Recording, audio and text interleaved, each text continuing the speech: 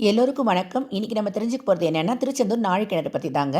நாழிக்கிணறுங்கிறது திருச்செந்தூரில் மிக சிறப்பு வாய்ந்த ஒரு நல்ல தண்ணி இருக்கக்கூடிய கிணறு. இந்த கிணறு வந்து முருகனோட ஞான வேலால் உருவான கிணறு. முருகன் சூரசம்ஹாரம் முடிச்சுட்டு வந்தார் இல்லையா, திருச்செந்தூர் தான் சூரசம்ஹாரம் நடந்தது.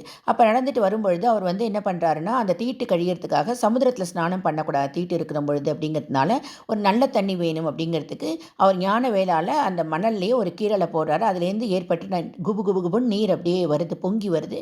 அந்த தண்ணியில் அவர் குளிக்கிறார். அதுக்கப்புறம் ஒரு பஞ்சலிங்கங்களை ஸ்தாபனம் பண்ணி அங்கே வந்து பூஜையும் பண்ணுறாரு. அதே மாதிரி அந்த வந்த நீரால் அங்கே முருகனோட படையில் இருந்த எல்லாருமே தன்னோட தாகத்தை தணிச்சுக்கிறாங்க. அதுக்கப்புறம் நிறையா வந்து புராணங்கள் என்ன சொல்லப்பட்டிருக்குன்னா, நாழிக்கிணறில் குளிக்கிறதுனால நமக்கு வந்து நோய்கள் எல்லாமே தீரும். நம்ம வந்து எந்த விதமான கஷ்டங்கள் நமக்கு இருந்தாலும் அந்த தண்ணீரில் குளிக்க வரும்பொழுது அந்த கஷ்டங்கள் எல்லாம் நம்மளை விட்டு போயிடும்.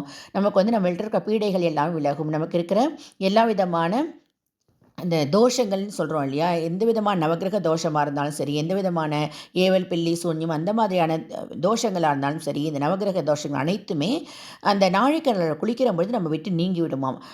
அதே மாதிரி மிக சிறப்பு வாய்ந்த அந்த நீர் வந்து என்ன ஒரு அதிசயம் அப்படின்னு சொன்னால், கடலுக்கு மிக அருகாமையில் தான் இருக்குது. 100 மீட்டருக்குள்ளே தான் அது இருக்குது. ஆனால் பார்த்தீங்கன்னா அந்த தண்ணியில் வந்து கொஞ்சம் கூட உப்பே கரிக்காது. அந்த தண்ணி வந்து அவ்வளோ கல்கண்டா தித்திக்கும். என்ன காரணம் அப்படின்னா, முருகப்பெருமானோட அனுகிரகம் தான். இந்த நாழிக்கிணறில் குளிக்கும்போது நம்ம கண்டிப்பாக வந்து சமுதிரத்தில் குளிச்சுட்டு வந்து தான், கடலில் குளிச்சுட்டு வந்து தான் நாழிக்கிணறில் குளிக்கணும். நாழிக்கிணறில் குளிச்சதுக்கப்புறம் கடலில் போய் குளிக்கக்கூடாது. இந்த நாழிக்கிணறில் குளிக்கிறதுக்கு நமக்கு வந்து திருச்செந்தூர் தேவஸ்தானத்தில் ₹1 கட்டணம் வசூலிக்கிறாங்க. ஒரே ₹1 தாங்க வசூலிக்கிறாங்க கட்டாயம்.